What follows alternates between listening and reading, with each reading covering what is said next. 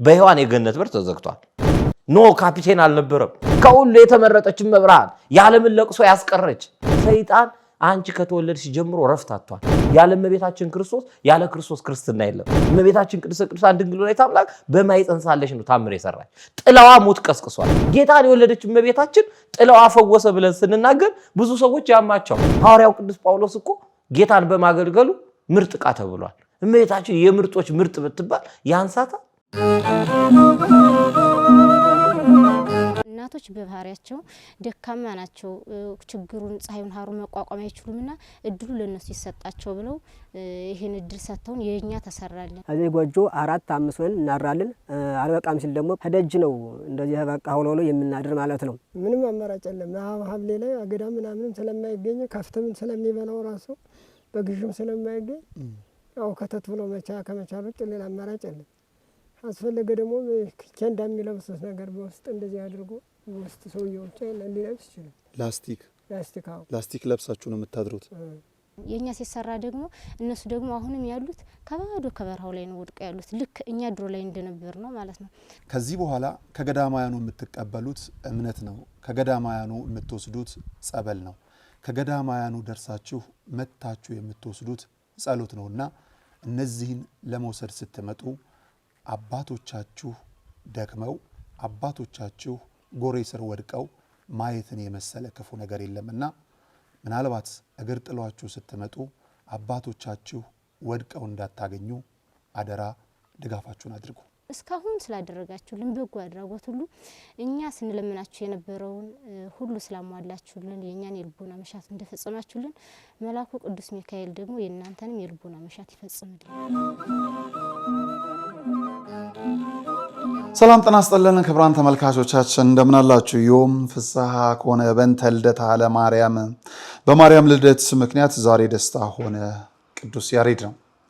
እንኳን አደረሳችሁ፣ እንኳን አደረሰን። ዛሬ ልደታ ማርያም እጅግ ያስገርም ያስደንቅ ነበረ። በመዲናችን አዲስ አበባ ካላንደር የዘጋት እስኪመስል ድረስ ከአደባባይ በኋላ ልሂድ ቢል የማያስኬድ ልቁም ቢባል እንኳን ቦታ ያለበቃበት እጅግ የሚያስገርም ቤዛዊት ዓለም የሆነች እመቤታችን ቅድስት ድንግል ማርያም የተወለደችበት ዕለት ነውና እንኳን ደስ ያላችሁ፣ እንኳን ደስ ያለን። ዛሬ ያየነው እጅግ ያስገርማል፣ ያስደንቃል።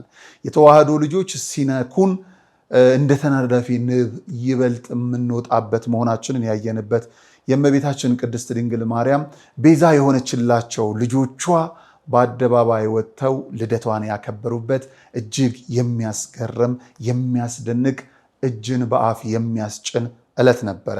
በሜክሲኮ ቅድስት ልደታ ማርያም ቤተክርስቲያን የተሰባሰቡ ምዕመናኖች እንደምትመለከቷቸው ነው። የህዝብ ማዕበል ሊባል በሚችልበት ደረጃ ማለት ነው። ሌሊት ላይ ነበረ። እኔም ከመኝታ የተነስቼ የእመቤታችን የቅድስት ድንግል ማርያም የልደቷን ብስራት ለመስማት ልደቷን መታሰቢያውን ለማክበር ወደ ቤተክርስቲያን የሄድኩት በጣም በሚገርም በሚያስደንቅ መልኩ አንዳንዶች ምንኛ መታደል ቢሉም ከእመቤታችን ከቅድስት ድንግል ማርያም ጋር እኩል የኔን ልደት ማክበር እየከበደኝም ቢሆን በስጋ የተወለድኩባት ዕለት ነውና የኔም ግንቦት 1 ልደቴን ለማክበርም እንኳን ለዚህ ቀን አደረሽኝ፣ የሚቀጥለውን ዓመት ደግሞ አንቺ ከፊት ጠብቂኝ፣ ከፊት ከኋላ ሁኚኝ ብዬ ጸሎት ለማድረግ እዛው ተገኝቻለሁ።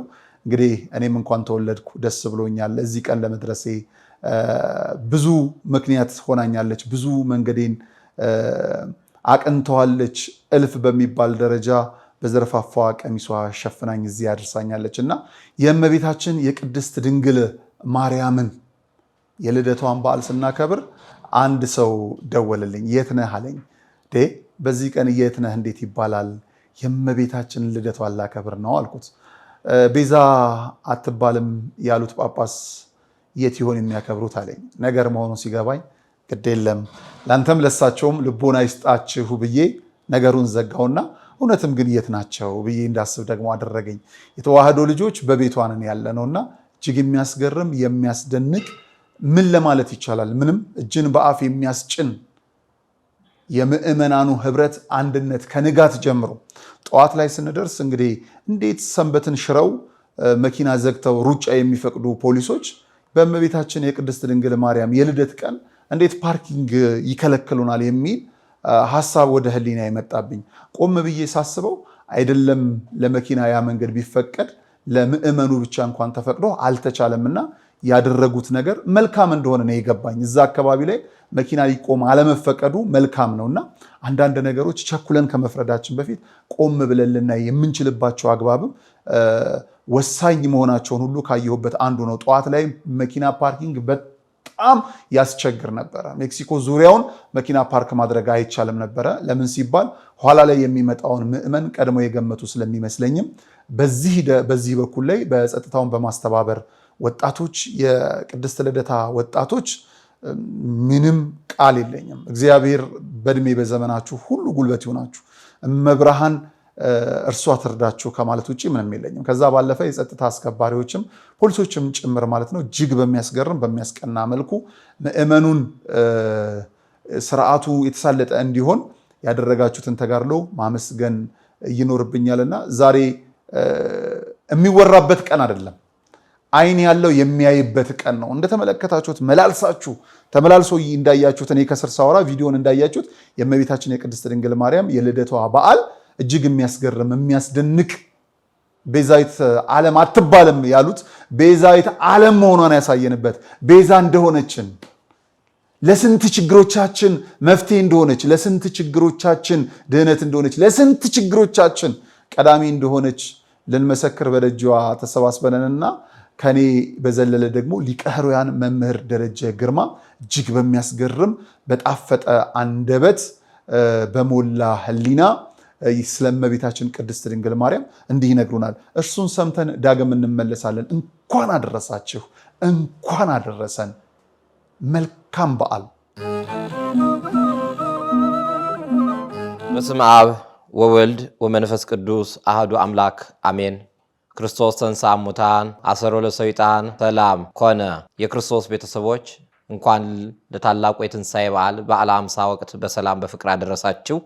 እንዲሁም ከዳንበት ምልክት አንዱ የሆነው የእመቤታችን የቅድስተ ቅዱሳን የድንግል ማርያምን የልደት በዓል ለማክበር እንኳን በሰላም በፍቅር በአንድነት አደረሰን አደረሳችሁ። የኢቲኬ መድኃኒት እንታሰስዋ ወድዋ ነቢያት አንደኛ ጴጥሮስ ምዕራፍ 1 ከቁጥር 10 ነቢያት አጥብቀው የፈለጓት መድኃኒት ይቺ መድኃኒት እመቤታችን ናት። ዓለም የራሱን ልደት ያከብራል። ዓለም የተለያየ ፈንጠዝያ ያደርጋል። ልደትን ማክበር የአሕዛብ ልማድ ነው። ቤተ ክርስቲያን ግን የምታከብረው የታላቁ አባት የፈጣሪያችን የአምላካችን የዳንበትን የኢየሱስ ክርስቶስን ልደት በዓል ነው። ሁለተኛ የምታከብረው የእመቤታችን የቅድስተ ቅዱሳን የድንግል ማርያምን ልደት ነው። ከዛ በተዋረድ የቅዱሳንን ልደት እናከብራለን። ግብፃውያን 4 ልደት ያከብራሉ። የጌታን፣ የእመቤታችንን፣ የዮሐንስ መጥምቅን ለምን በመወለዱ ብዙዎች ደስ ስለሚላቸው፣ እንዲሁም ደግሞ የአቡነ ተክለ ሃይማኖትን። በቤተ ክርስቲያናችን ትውፊት በክርስትና በኦርቶዶክስ ተዋሕዶ ቤተክርስቲያን አስተምሮ ግለሰቦች የግል ልደታቸውን የማክበር ልምዱም ባህሉም የለም። ዛሬ ከዓለማዊ የቃረም ነው ስለመጣ ነው። አንዳንዴ ራስን ማስመለስ እስከሚመስል ድረስ ብዙ ሰዎች የግል ልደታቸውን በደመቀ ነገር ያከብራሉ። ግን ከልደት ሁሉ የከበረ ልደት የጌታችን የመድኃኒታችን የኢየሱስ ክርስቶስ ልደት ነው። ሁለተኛ ደግሞ የምናከብረው መልዕልተ ፍጡራን ናት። መትሕተ ፈጣሪ ጨረቃ ከሰማይ በታች ከምድር ደግሞ ከፍ ይላል። ስለዚህ ከምድር ፍጥረታት ከፍ ያለች ከፈጣሪ ደግሞ ዝቅ ያለች የእመቤታችንን ልደት ከጌታ ቀጥለን በልዩ ድምቀት እናከብራለን። ለምን ቢባል ልደቷ ልደታችን። ይሄን ሲገልጽ ነው እንግዲህ የኢቲኬ መድኃኒት እንታሰስዋ ወድዋ ነቢያት። በቀላል የተገኘ ልደት አይደለም። ነቢያት ትንቢት ተናግረውበታል፣ ሱባኤ ቆጥረውበታል። ስለመወለዷ ለማሰብ አዳም ሱባኤ ገብቶበታል። በአምስት ዕለት ወበመንፈቅ ዕለት ተወለድ ሞለት ተወለድከ ከ5 ቀን ተኩል በኋላ ከልጅ ልጅ ተወልጄ አድንሃለሁ ሲለው የልጅ ልጅ ማናት እያለ ይጨነቅ ነበር። የሔዋን ስሟ ሴት ነበር። ሴት ማለት አጥንትሽ ከአጥንቴ ስጋሽ ከስጋዬ ማለት ነው። ከስጋዋ ስጋ ከነፍሷ ነፍስ ልነሳ። በኋላ ግን በእሷ ነው የምትድነው ስለተባለ ሔዋንን ሕይወቴ ነሽ እኮ ይላት ነበር። ስለዚህ ዳግሚት ሔዋን እመቤታችን እንድትመጣ ብዙ ነቢያት ጸሎት አድርገዋል፣ ሱባኤ ይዘዋል። በእንተ ሔዋን ታውጽኦተ ገነት ወበእንተ ማርያም ድንግል ተረወ ለነ ዳግመ ከፈለነ። በሔዋን የገነት በር ተዘግቷል፣ በእመቤታችን ደግሞ ተከፍቷል። ስለዚህ የተዘጋውን የምታስከፍል እርግማናችንን የምታረቅ ሴት በመሆናቸው ብዙ ሰዎች ሲጸጸቱ ያን ጸጸታቸውና መርገማቸውን የምታስወግድ እውነተኛ እናት እንድትወለድ ብዙ ትንቢቶች ተነግረዋል። ከእሴ ስር በትር እንደምትወጣ እንደምታፈራ አስቀድሞ በትንቢት መነጽር ነቢያት ተናግረውላታል። ኢሳይያስ በትንቢቱ ብዙ መስክሮላታል። የተዘጋች በር ሆና እንደተገኘች እመቤታችን ቅድስተ ቅዱሳን ድንግል ወላዲተ አምላክ ልበ አምላክ ዳዊት አቤቱ የዳዊት ገርነቱን አስብ ይላል መዝሙር 132 ቁጥር 1 ላይ። ገርነቱ ምንድነው? የዳዊት ልጅ ትባል ስለነበር ከኔ ትወለዳለች እያለ ብዙ ሚስቶች ያገባ ነበር። እንደውም እመቤታችንን ለማየት እንቅልፍ አልተኛም። ለዓይኖች እንቅልፍ ለሽፋሽቶች መኝታን አልሰጥም። ለእግዚአብሔር ስፍራ ለያዕቆብ አምላክ ማደሪያ ያስካገኛል። ለጊዜው ለታቦተ ጽዮን ማደሪያ ፈልጎ ነው። ፍጻሜው ግን እንግዲህ ምድር የእግሩ መረገጫ ከሆነች ሰማይ ዙፋኑ ከሆነች እግዚአብሔር በጠባብ ቤት አያድርም። የእግዚአብሔር ከተማ የተባለች እውነተኛ የእግዚአብሔር ከተማ ክርስቶስ ያደረባት እውነተኛ ማዕደር እመቤታችን ስለሆነች እሷን እስካይ ዓይኔ በፍጹም እንቅልፍ አይተኛም። ሽፋሽፍቶች መኝታን አያዩም። አልበላም አልጠጣም ነው ያለው። ንጉሥ እኮ ነው። የሚበላው አላጣ፣ የሚጠጣው አላጣ፣ የሚለብሰው አላጣ። ዙፋኑ የተመቻቸ ግን እንቅልፍ ይነሳው ነበር የእመቤታችን ነገር። እግዚአብሔር ይህን ስላወቀ ናሁ ሰማናሁ በኤፍራታ ወረከብናሁ ውስተ መገድ፣ እነሆ በኤፍራታ ሰማነው በዱርም ውስጥ አየነው ወደ ማደሪያው እንገባለን ብሎ ስለ ቤተልሔም ምስጢር ተገለጠለት። ስለዚህ ከመወለዷ ከ1000 ዓመት በፊት ልበ አምላክ ዳዊት ያስባት የነበረች ይመኛት የነበረች በአፈ መላእክት ቅድመ ወበአፈ ሰብእ ዳግመ በመላእክት አስቀድማ ትታሰብ የነበረች በህሊና ሥላሴ አስቀድሞ በታስባ ትኖር የነበረች መብርሃን በኋላ መላእክት ይወዷት የነበረች እህቶሙ ለመላእክት ስለ ንጽህና ስለ ክብሯ የመላእክት እህታቸው ነው የተባለችው። እመቤታችን ታየችን ዛሬ ማርያምን አየናት እያሉ መላእክት ይደነቁባት የነበረች ማረጋጊያቸው እሷ ነበረች። ሚካኤል መልአክ በክነፍ ጾራ መንጦላይት ደመና ሰወራ እያለ ቅዱስ ያሬድ የተናገረላት በቀኝ ክንፉ ታትማ ሰይጣንን ሄዶ ተከራክሮ ድል እንዲነሳ ኃይል የሆነችው እመቤታችን በመላእክት ዘንድ ታስባት ነበር። ዘር አብርሃም ኩሎሙ ነው የሚለው የአብርሃም ዘር ሁሉ እመቤታችን ያስባት ነበር ከጭንቁ ለመዳን። ልበ አምላክ ዳዊት እንደው መኑ ያሬነ ሰናይቶ መልካም ነገርን ማን ያሳየናል? በጎ ዘመንን ማን ያሳየናል? እመቤታችን ማን ያሳየናል እያለ ይጨነቅ ነበር። ፈኑ ዴከ ማርያም እጅን ካሪ አምላክ እጅን የምትልክባት እደ መዝራይቱን የምትልክባት እመብርሃን ወላዲተ አምላክ መች ነው የምትገለጠው እያሉ ነቢያት ይጮሁ ነበር። ለዚህ ነው ኢቲኬ መድኃኒት እንታሰሱ ወድዋ ነቢያት የተባለው። ስለዚህ የእመቤታችንን ዘር ይቆጥሩ ነበረ። በሴት በኩል አለፈ። በኖህ ዘመን ሊጨናገፍ ነበረ። በመርከብ ውስጥ 8 ፍጥረታት ዳኑ። ያችን መርከብ ይጠብቃት የነበረ ስለእመቤታችን ነበር። ለምን የልጅ ልጄ ብሎ አዳም ይጠብቃት የነበረች አንቲ ውእቱ ተስፋው ለአዳም የሚሰደድም ገነት ከገነት በተሰደደ ጊዜ የአዳም ተስፋው እመቤታችን ነበረች። የኖህ መርከብ ማይለቅ እሷ ነበረች። ኖህ ካፒቴን አልነበረም። ውሃ እንዳያሰምጠው እንደ 7 ካት እንዳይጠፋ ምድር በድኝ ስትጠፋ በመከራ ውስጥ ስትዋጥ ትጠብቅ የነበረች እንቁ ሆና ጭቃ ላይ ወደቀች፣ ግን አልበለዘችም።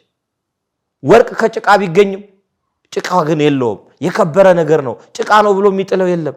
በበደሉ ሰዎች ማይፀን በበደሉ ሰዎች አብራክ እያለፈች ንጹህ ሆና አንድ ባቄላ ተቀቅሎ በፍጹም ሳይበስል እንደሚወጣ ዘርን ባያስቀርልን ኖሮ የተባለች እመብርሃን ወላዲተ አምላክ ዘሮና ቀርታ ከረሃበ ስጋ ከረሃበ ነፍስ ያዳነችን እመቤታችን ቅድስተ ቅዱሳን ድንግል ወላዲተ አምላክ ይቲኬ መድኃኒትን ታሰስዋ ወድዋ ነቢያት አጥብቀው ነቢያት የሸዋት መድኃኒት ናት። እንደ ውሃ ፈሳሽ አይደለም የተወለደችው። ስለዚህ ልደቷ ከሁሉ በላይ የተከበረ ልደት ነው።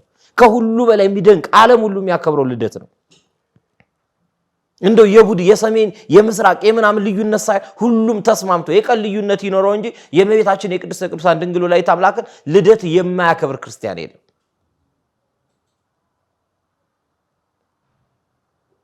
ለዚህ ነው ይቲኬ መድኃኒት ታሰስዋ ወድዋ ነቢያት የተባለው። ነቢያት አጥብቀው የፈለጓት መድኃኒት በብዙ ዘር አብራክ።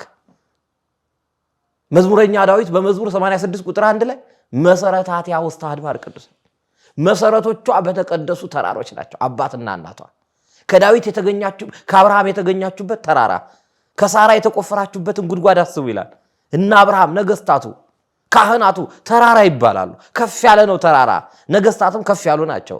ካህናትም ከፍ ያሉ ናቸው። ክህነት ታቢ ምነ መንግስት እንደውም ከቤተ መንግስቱ ቤተ ክህነቱ ይበልጣል። አሁንም ስለእመቤታችን ስንጸልይ ምንድነው በእንታና ምኪ እናት ነው የምናስቀድመው። ለምን? ካህን ስለሚቀድም እሷ ከካህን ወገን ናት።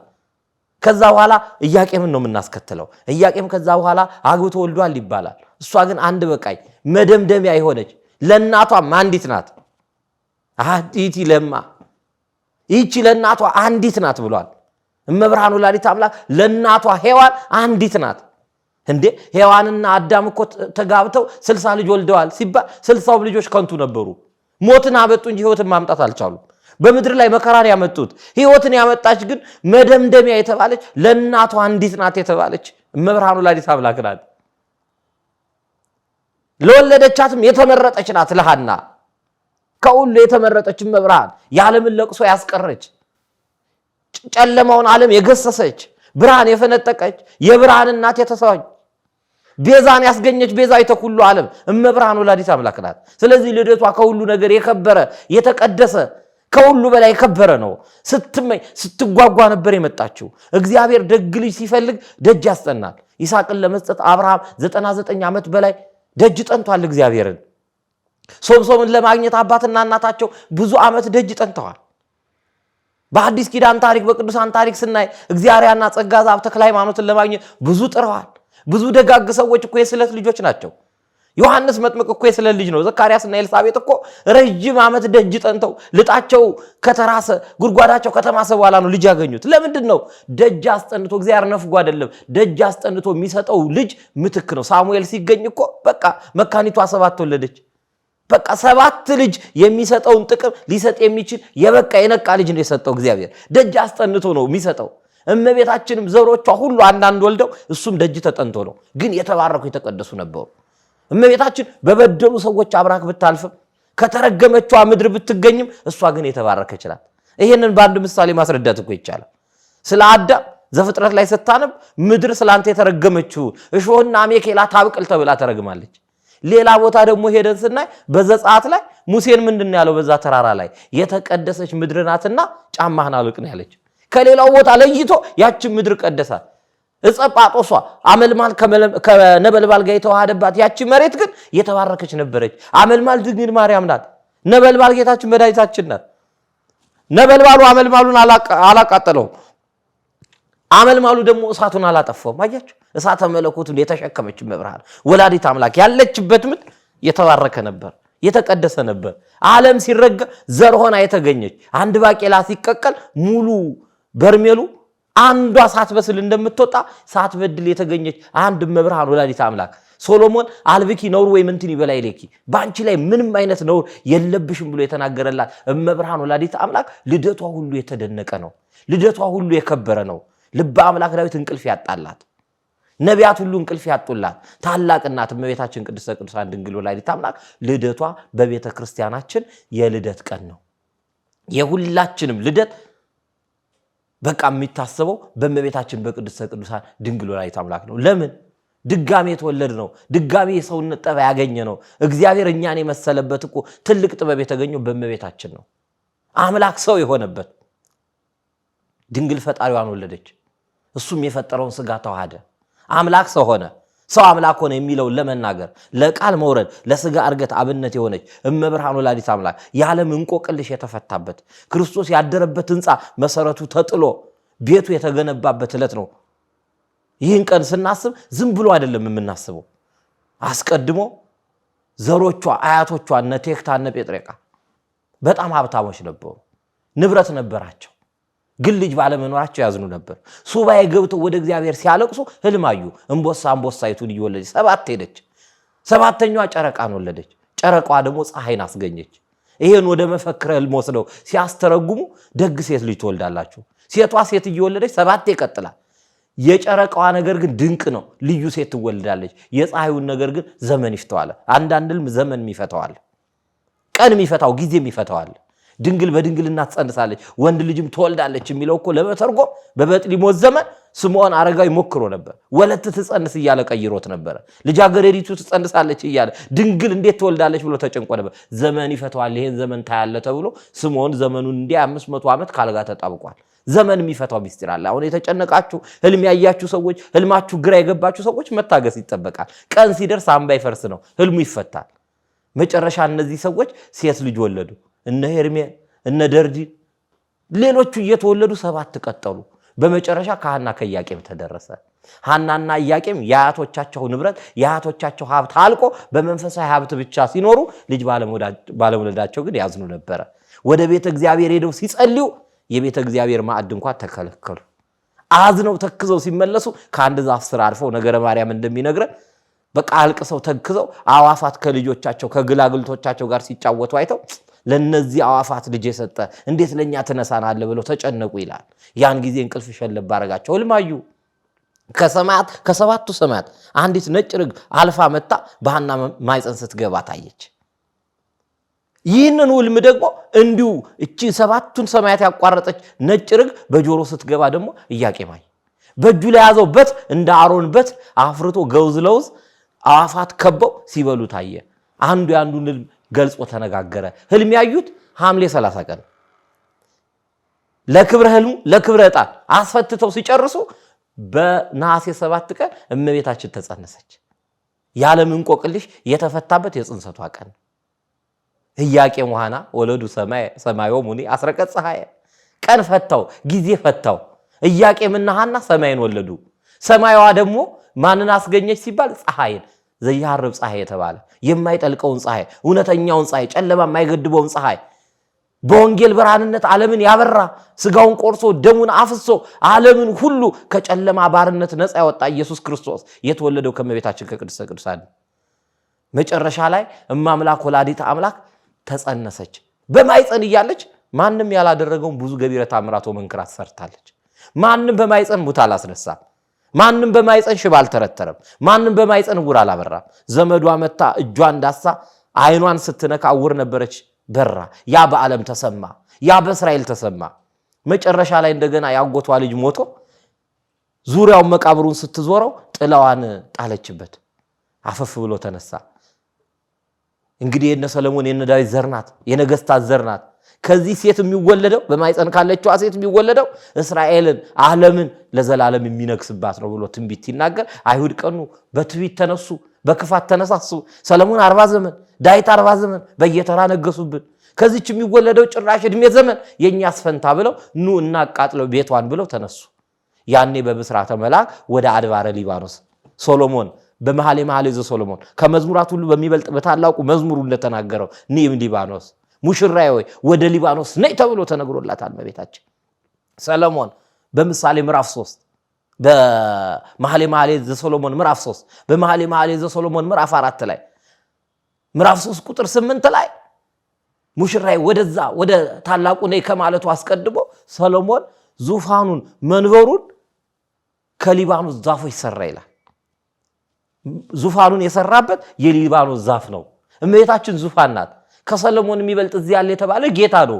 ዙፋኑን 9 ወር ከ5 ቀን የተቀመጠባት እመቤታችንን ከሊባኖስ ዛፍ ነው የሰራት ይላል። አምዶቹ በብር ለበጠው ይላል። በብር ለበጠው። የተገኘችባቸው አባቶቿ እንደ ብር የከበሩ እነ ዳዊት እነ ሶሎሞን እነ አሮን እነ ዘካርያስ ከንጹህ ሰዎች ናቸው። መቀመጫውን ደግሞ በወርቅ ለበጠው አለ። መደገፊያው በወርቅ የተለበጠው ደግሞ እመቤታችን ናት። ንጽህናዋ ቅድስናዋ እንደ ወርቅ የጸራ ነው። በእሳት የተፈተነ ነው። በመከራ ያለፈች ናት። ከዛ በእንቁ ሸለመው በአዲስ ግብዣ አነጠፈለት የተባለች እመቤታችን ናት። ስለዚህ ውልደቷ ከሊባኖስ ነው። በእስራኤል ሀገር ስትሄዱ በዚህ በቤተ ሐዝዳ በሚባለው ቦታ ወይም ደግሞ 38 ዓመት ካልጋ ተጣብቆ የነበረው መጻጉዕ ከዳነበት ቦታ ነው የእመቤታችን ልደት ብለው ካቶሊካውያን ያስጎበኛሉ። ግን አይደለም። ሰሎሞን ነይ ወደ ሊባኖስ ነይ ሙሽራዬ ብሎ ጠርቷታልና በሊባኖስ ዛፎች አካባቢ ነው። ስለዚህ ወደ ሊባኖስ ወጣች ትንቢተ ነቢያቱን ለመፈጸም ማለት ነው። ሚስጢሩ ግን ምንድነው? ጌታም የተወለደ በበረት ነው፣ በቤት አይደለም። እመብርሃንም የተወለደችው በቤት አይደለም፣ በሜዳ ላይ ወይም ደግሞ በጫካ ውስጥ ነው። ለምን ሲባል የቤት ልጅ አይደለችም፣ የዓለም ልጅ ናት። የኢያቄምና የሐና ልጅ አይደለችም፣ የዓለም ሁሉ ልጅ ናት፣ የዓለም ሁሉ እናት ናት። ሁለቱም በቤት አልተወለዱም። የእመቤታችንም ልደት ይደንቃል፣ የጌታም ልደት ይደንቃል። የሁለቱ ልደት እንደው መመሳሰያው ልዩ ነው። ሚካኤልና ገብርኤል ክንፋቸውን አሰይፈው ጋርዳዋት እንደተወለደች ነገረ ማርያም ይነገራል። የተወለደችበት ቦታ ምንም ጥላ የለውም ነበር፣ ምንም ቤት አልነበረውም። ጌታችን መድኃኒታችን ኢየሱስ ክርስቶስ በቤተልሔም ግርግም ከብቶች በረት ነው። ትንፋሽ የገበሩት እንስሳት ናቸው። ከበው ያጽናኑት መላእክት ናቸው። ሐናና ኢያቄምን ከበው ያጽናኑት መላእክት ነበሩ። በጌታ የልደት ጊዜ እንደሚነግረን መጽሐፍ እንግዲህ በዙሪያ የነበሩ ነገሮች ሁሉ ተራሮቹ ሳይቀር ማርና ወተት አፍስሰዋል። ደንጋዩ ሳይቀር ዳቦ ሆኗል። በእመቤታችንም ልደት ይሄ ተከስቷል ይላሉ የነገረ ማርያም ምሁራን ሜሮሎጂን ያጠኑ ሰዎች። ብርሃን አምድ በጌታ ልደት ተተክሎ ነበር። እዚህም ቀኑ ብርሃን ሆኖ ነበር። ሕፃኗ የምታወጣው ብርሃን በጣም ብዙ ሆኖ 7 ቀን ሰው በዚያ ዙሪያ ተከቦ ይበላ ይጠጣ ነበር። የሰሙት ዘመዶቿ መውለዷን የሰሙት ዘመዶቿ ንፍሮ ቀቅለው ያራስ ጥሪ አድርገው ለምን የላም ጣም ማምጣት አይችሉም። ምግብ በሚበሰልበት ቦታ አልነበሩም። ረጅም ርቀት ያስኬድ ነበር። ስለዚህ ጥሬውን ይዘው በዚያ ቦታ ላይ ንፍሮ ቀቅለው እመቤታችን ቅድስተ ቅዱሳን ድንግል ወላዲተ አምላክን የወለደችውን ሐናን አበሏት፣ ሰጧት። ዛሬ ንፍሮ ቀቅለን ከቤት በውጭ ሆነን በዛፍ ስር በአካባቢያችን ላይ ሰብሰብ ብለን የምናከብርበት ትልቁ ምስጢር ነው። እመቤታችን የተወለደችው በአድባረ ሊባኖስ ነው። ስለዚህ እኛ በአድባር በተራራ ስር በዛፍ ስር የእመቤታችን ልደት ከቤት ወጥተን ውጭ ሆነን ንፍሮ ቀቅለን ዳቤ ጋግረን ቂጣ አድርገን በወቅቱ ለእመቤታችን ክብር ለሐና ለኢያቄም ክብር ሰዎች ያመጡት የአራስ ጥሪ ነው። ሌላ ምሳሌ የለውም። ሌላ ታሪክ የለውም። ሰዎች ዛሬ እያዛነቁ ከጣዖት አምላኮት ጋር እያገናኙ በሬ በግ እያረዱ ደም እየረጩ ቡና እየረጩ ወይም ፈንዲሻና ሌላ ነገር ቄጤማ እየበተኑ አጋንንት የሚስቡበት አጋጣሚ አለ። ይሄን እመቤታችንን ለማስጠላት እመቤታችንን ክብሯን ገናንነቷን ለማውረድ አባ ጊዮርጊስ ዘጋስጫ እኮ የተናገረው ንግግር አለ። ሰይጣን አንቺ ከተወለድሽ ጀምሮ ረፍት አጥቷል፣ እንዳንቺ የሚጠላው የለም ነው ያለው። የእመቤታችንን ልደት ፍጹም ይጠላዋል። ለምን? እመቤታችን በመወለዷ ጌታችን መድኃኒታችን ኢየሱስ ክርስቶስ ተወልዷል። ያለ እመቤታችን ክርስቶስ ያለ ክርስቶስ ክርስትና የለም። ይህን ስንል የሚደንቃቸው ሰዎች አሉ። በስጋ የተገለጠባት ከሷ ነው። እንደሱ ያለ አላገኝም። ዛጼ ነው እኮ ነው አስተንፈሰ ይላል። አሻተተ ምዕራብ አየ ምስራቅ አየ፣ እንደሱ ያለ አላገኝም። ጌታን ለመውለድ በተገባ የተገኘች አደፍ ጉድፍ ነውር ነቀፋ የሌለባት ንጹህ የሰርግ ልጅ እመቤታችን ቅድስተ ቅዱሳን ድንግል ወላዲተ አምላክ ብቻ ነው። እንግዲህ አስቡ፣ እመቤታችን ቅድስተ ቅዱሳን ድንግል ወላዲተ አምላክ በቤት ያልተወለደችው በስደት ያልተወለደችው በዚህ ትንቢት ምክንያት ነው። ያ የሞተ ሰው ተነስቶ ትንቢት ተናግሯል። ትንቢቱን ገልጿል። አይኑ ዘተገብረ ፈውስም ቅድመ ትወለዲ ድንግል ቤተ ክህነቱ ተደቅስ ታምረ ማርያም ስናነብ እኮ ከመወለድሽ አስቀድሞ ከነገስታትና ከካህናት ወገን ከሆኑ ከሐናና ከኢያቄም ከመወለድሽ አስቀድሞ ሙት አስነስተሽ የሰራሽው ታምር እንዴት ያለ ድንቅ ነው ብለን እኮ ነው ታምረ ማርያም የምንጀምረው። እመቤታችን ቅድስተ ቅዱሳን ድንግል ወላዲተ አምላክ በማኅፀን ሳለሽ ነው ታምር የሰራች። ጥላዋ ሙት ቀስቅሷል። እንዲህ ስንላቸው የሚጎፈንናቸው ሰዎች አሉ። የሐዋርያት ሥራ ምዕራፍ 19 እስቲ አንብቡ። ሐዋርያው ቅዱስ ጳውሎስ አስተምሮ ሲጨርስ ምዕመናን እየተከተሉ ልብሱን ይገፉት ነበር። ለምን? ልብሱ ሙት ያስነሳ ነበር፣ ሽባ ይተረትር ነበር። መጽሐፍ ቅዱስ ነው የማወራው። ልብሱን ማለት ይናጠቁት ነበር። ቅዱስ ጴጥሮስ ደግሞ በሐዋርያት ሥራ ምዕራፍ 5 ቁጥር 15 ላይ ጥላው ሽባ ይተረትር ጉባጣ ያቀዳ ነበር። እንግዲህ አስቡ፣ ጌታን ያገለገሉ ሰዎች ጥላቸው ከፈወሰ፣ ልብሳቸው ከፈወሰ፣ ጌታን የወለደች እመቤታችን ጥላው አፈወሰ ብለን ስንናገር ብዙ ሰዎች ያማቸዋል፣ ብዙ ሰዎች ያስጓራቸዋል፣ ያስጨዋቸዋል። ማስጨዋቸው ይቀጥል፣ ማጓራታቸው ይቀጥል እንጂ እኛ የተደረገውን ታምር ከመናገር ወደኋላ አይደለም።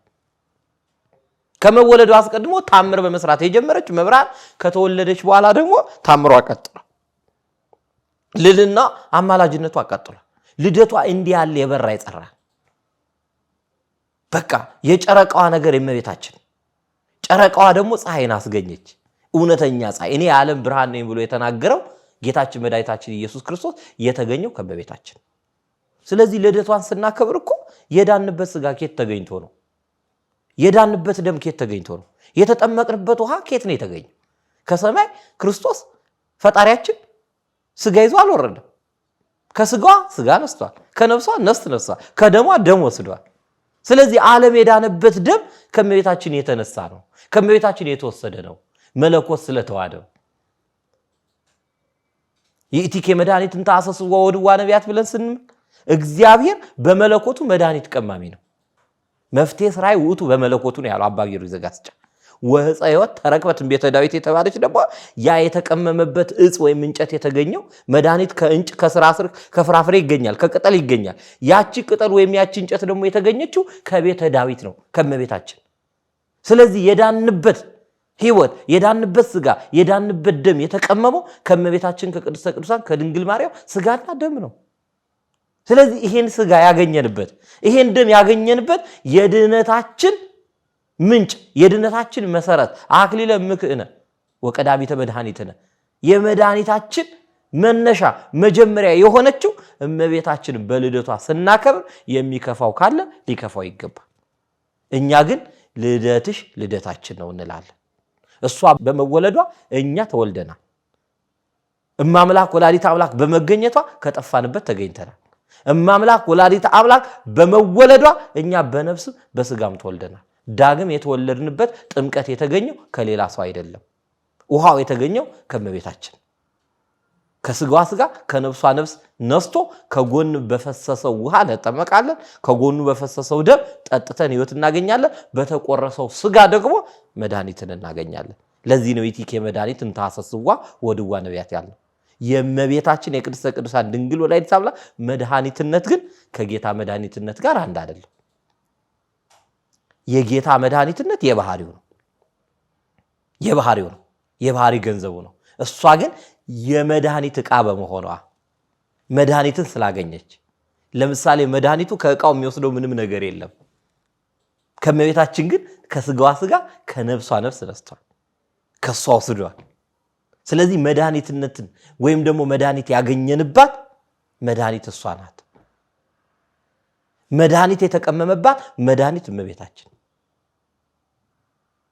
ስለዚህ ሁላችንም የዳነው በጌታችን በመድኃኒታችን በኢየሱስ ክርስቶስ ደምና ስጋ ነው ብለን ምናምን ከሆነ እሱ በሰጠን ቤዛነት ነው የዳነው ብለን ያገኘነው። ቤዛ የሆንበት ቤዛነት ያገኘንበትን ነገር ያገኘነው ደግሞ ከእመቤታችን ከቅድስተ ቅዱሳን ከሷ ነው ስጋ የነሳው፣ ከሷ ነው ደም የነሳው።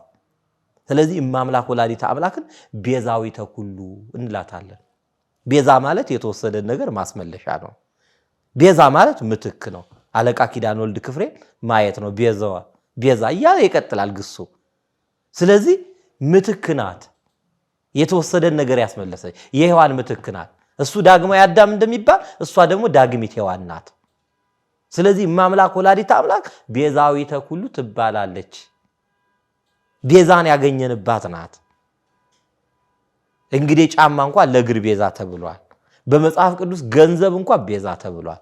እመብራን ከገንዘብ አታንስም። ለ3 ሰዓት የቆየበት የሰላም ዙፋን መስቀል እንኳን መስቀል ቤዛነ መስቀል መድኃኒተ ነፍስነ እያልን እንጮህለታለን። መስቀል ቤዛ ከተባለ እመቤታችን ቅድስተ ቅዱሳን ድንግል ወላዲተ አምላክ እንዴት ቤዛ አትባልም? ሐዋርያው ቅዱስ ጳውሎስ እኮ ጌታን በማገልገሉ ምርጥ ዕቃ ተብሏል። እመቤታችን የምርጦች ምርጥ ብትባል ያንሳታል? እመቤታችን መድኃኒት ማለት ለምንድን ነው የሚጎፈንነን? ግራኙና ወድን አዳኝ አድርጎ አስነሳላቸው ይላል መሳፍንትን ገብተህ ስታነብ። አንድ የጦር አለቃ አዳኝ ከተባለ እንዴ ዓለምን ያዳነ ዓለምን የባረከ ጌታችን መድኃኒታችን ኢየሱስ ክርስቶስን ያስገኘች እመቤታችን መድኃኒት ብትባል ለምንድን ነው የሚያንሳት? ሙሴ እስራኤልን ከባርነት ስላወጣ ቤዛና ሹም ተባለ። እመቤታችን ወላዲተ አምላክ ከባሕረ እሳት አውጥታ ከዓለም ከሲኦል ባርነት ገላግላ ልጅ ሰጥታ በልደቷ ጸጋን እንድናገኝ አድርጋል። እንዴት ተደርጎ ነው እማምላክ ወላዲተ አምላክ ቤዛዊተ ኩሉ ማትባል? ልደቷን ስናስብ ከመቤታችን ያገኘነውን ነገር ስናስብ እጅግ የሚረቅ እጅግ የሚደንቅ ነገር ነው። ፀሐይን ለማግኘት ጨረቃዋ መውጣት ነበረባት። ስለዚህ ግንቦት 1 ቀን በተረዳ ነገር አባቶች እንደሚነግሩ መስከረም 1 ነው የሚሉ አሉ።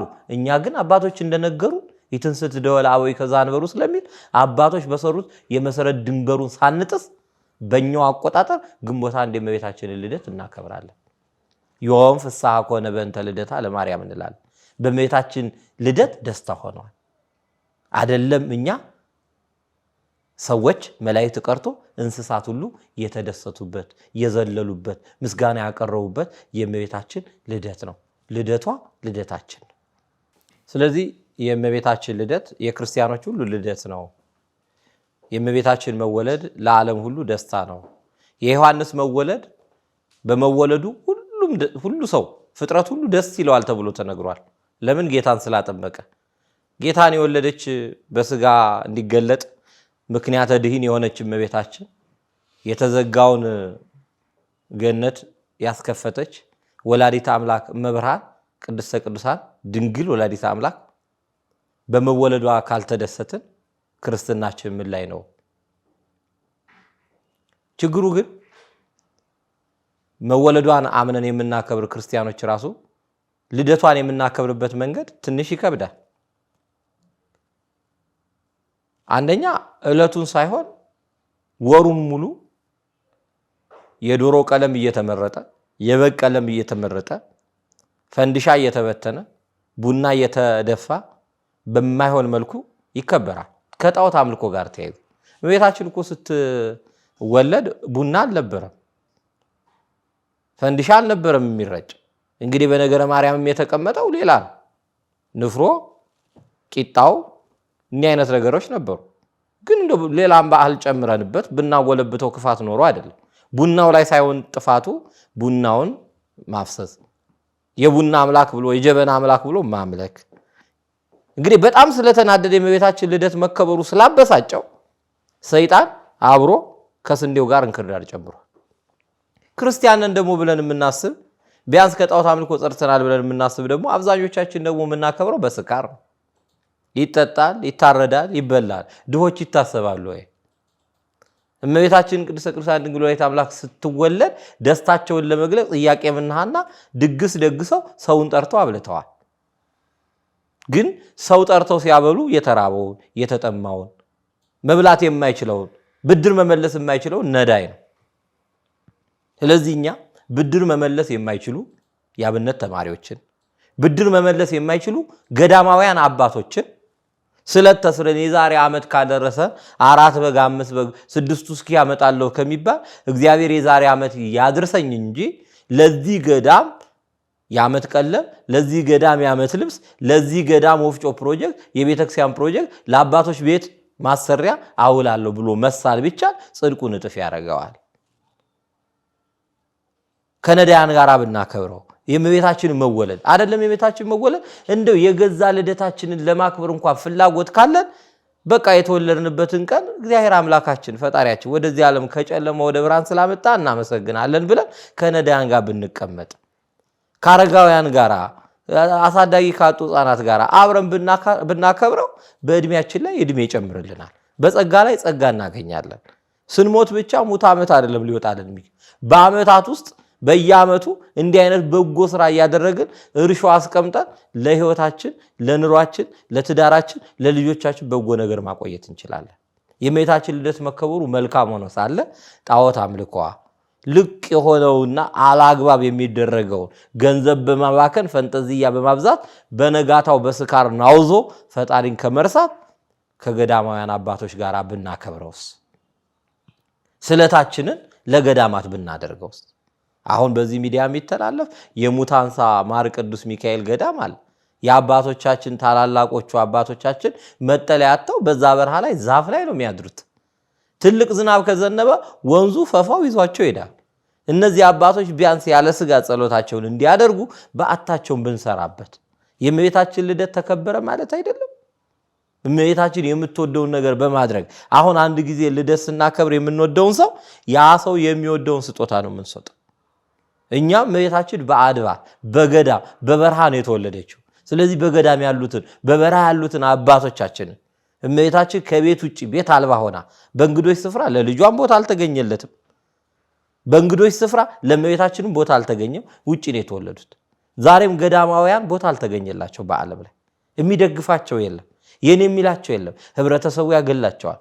መንግስት እንኳን እርዳታ ሲያገኝ ለህብረተሰቡ መጀመሪያ ይዳረስ ብሎ የቤት ቁጥር ላለው ቤት ነው እርዳታ የሚሰጠው። እነዚህ በበረሃ የተረሱትን አባቶች እኛ በእመቤታችን ልደት ልናስታውሳቸው አይገባም ወይ? ልደቷን ማክበር ከገዳማውያን ጋራ፣ ልደቷን ማሰብ ከመናንያን ጋራ፣ ከዚህ ዓለም በአፋ ከዚህ ዓለም በውጪ የሆነውን አዳም ከገነት ውጪ የሆነውን አዳም ወደ ገነት ለመመለስ ውጪ ተወለደች። ጌታም ውጪ ተወለደ።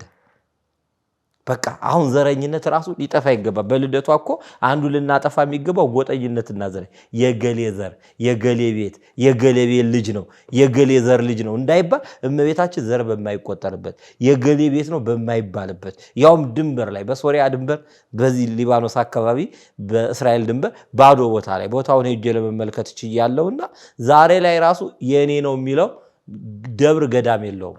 ቤተክርስቲያን አልተሰራበትም። የጥንት ፍራሽ ቤት ነው ያለው። በዚያ ቦታ ላይ ዛሬ እስራኤሎቹ ያስጎበኛሉ እመቤታችን በዚህ ነው የተወለደችው ብሎ። ስለዚህ የማንም ላለመባል ማለት ነው። እመቤታችን የሁላችንም የኦሮሞ አይደለችም፣ የአማራ አይደለችም፣ የትግራይ አይደለችም፣ የሁላችን የጋራ ከሆኑ ነገሮች አንዱ የጋራ ፈጣሪ አለን፣ የጋራ እናት አለን። የጋራ ነገራችን እኮ አንድ ሊያደርገን ይገባል። ልደቷን እንኳን ስናከብር ተከፋፍለን አይደለም ልናከብር የሚገባው አንድ ሆነን ነው። እመቤታችን በውጪ በብርድ ወራት በአስቸጋሪ ጊዜ በውጪ አክብረዋለች። አሁን ዛሬ በውጪ ያሉ ሜዳ ላይ የተኙ አባቶቻችንን የጎዳና ተዳዳሪዎችን በስደተኛ ጣቢያ ያሉትን ስደተኞች አሁን ይህንን የምትከታተሉ በመላው ዓለም በስደት ያላችሁ ሰዎች ተስፋ አትቁረጡ። እመቤታችን በስደት ነው የተገኘች። ውጪ ተወልዳ ወደ ውስጥ አስገብታናለች። ሜዳ ላይ ተወልዳ በቤት ሰብስባናለች። ሀብት ንብረት ሳይኖራት እሷ ግን ወገኖች እኛን ሀብት ንብረት እንድናፈራ አድርጋናለች። ሐና የምትለብሰው አታ ከጎረቤት ልትዋስ ስትል ጎረቤቷ ልብስ ልትሰጣት ስትል ያንቺን ልብስ የሰበሰብሽው በዝሙት ነው፣ ኃጢአት ሰርተሽበታል፣ እግዚአብሔር ደግሞ ንጹህ ነው ብላ ልብሱን አልተቀበለችው። ያላትን አጥባ ነው ሄደችው።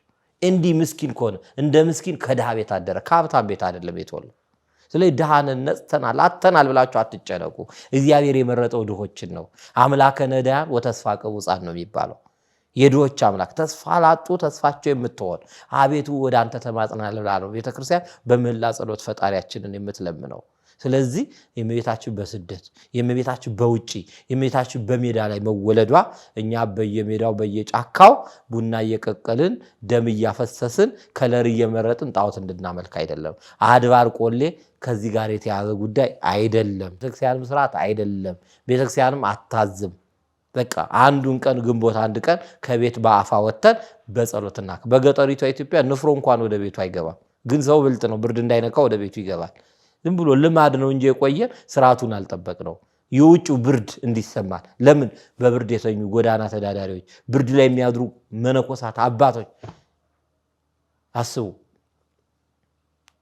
የነዚህ አባቶች ብርድ እንዲሰማል መከራ እንዲሰማል አንድ ቀን እንኳን ውጪ ቆይተን አድረን ያን ብርድ እንዲሰማን ነበር የጥንቶቹ የሚያደርጉት። እኛ ግን ንፍሮን ቂጣውን ውጪ ነው የምናሳድረው እና አንዳንዴ ከሃይማኖት ይልቅ ልማድ እየገዛን ነው። ስለዚህ መልኩ ተቀይሯል። መልኩ ይስተካከል። ስለታችንም ውጥንቅጥ ውስጥ ገብቷል። ስለታችንም ቅርጽ ሊኖረው ይገባል። እኔ ዛሬ ዓመት ያድረሰኝ እንጂ አንድ በርሜል ጠጅ አንድ ካሳቢራ ሁለት ካሳቢራ ከምንል ምን ነው ለዓመቱ ያድርሰን እንጂ ለዚህ ገዳም ይሄን ጧፉን ዕጣኑን ዘቢውን የዓመት መቀደሻውን እንደው አሟላለሁ ብላችሁ ብታር ለነፍስ ስለስጋ እጅ መንሻ ይሆናችሁ። ይሄ እንድናረግ ይሄ እንድንፈጽም አምላካችን ይርዳን። በዓሉን ባለ ሰላም ባለ ፍቅር ያደርግልን። ይቆየ። እናቶች በባህሪያቸው ደካማ ናቸው። ችግሩን ፀሐዩን ሀሩ መቋቋም አይችሉምና እድሉ ለነሱ ይሰጣቸው ብለው ይሄን እድል ሰጥተውን የኛ ተሰራልን። እዚህ ጎጆ 4-5 ሆነን እናራለን። አልበቃም ሲል ደግሞ ከደጅ ነው እንደዚህ በቃ ሆኖ የምናድር ማለት ነው። ምንም አማራጭ የለም። ሐምሌ ላይ አገዳ ምናምንም ስለማይገኝ ከፍተም ስለሚበላው ራሱ በግዥም ስለማይገኝ ያው ከተት ብሎ ከመቻል ውጭ ሌላ አማራጭ የለም። አስፈለገ ደግሞ ኬንዳ የሚለብሱት ነገር በውስጥ እንደዚህ አድርጎ በውስጥ ሰውየው ሊለብስ ይችላል። ላስቲክ ለብሳችሁ ነው የምታድሩት? የኛ ሲሰራ ደግሞ እነሱ ደግሞ አሁንም ያሉት ከባዶ ከበረሃው ላይ ነው ወድቀው ያሉት። ልክ እኛ ድሮ ላይ እንደነበር ነው ማለት ነው። ከዚህ በኋላ ከገዳማያኑ የምትቀበሉት እምነት ነው። ከገዳማያኑ የምትወስዱት ጸበል ነው። ከገዳማያኑ ደርሳችሁ መታችሁ የምትወስዱት ጸሎት ነውና እነዚህን ለመውሰድ ስትመጡ አባቶቻችሁ ደክመው አባቶቻችሁ ጎሬ ስር ወድቀው ማየትን የመሰለ ክፉ ነገር የለምና ምናልባት እግር ጥሏችሁ ስትመጡ አባቶቻችሁ ወድቀው እንዳታገኙ አደራ ድጋፋችሁን አድርጉ። እስካሁን ስላደረጋችሁልን በጎ አድራጎት ሁሉ እኛ ስንለምናችሁ የነበረውን ሁሉ ስላሟላችሁልን የኛን የልቦና መሻት እንደፈጸማችሁልን መልአኩ ቅዱስ ሚካኤል ደግሞ የእናንተንም የልቦና መሻት ይፈጽምልኝ።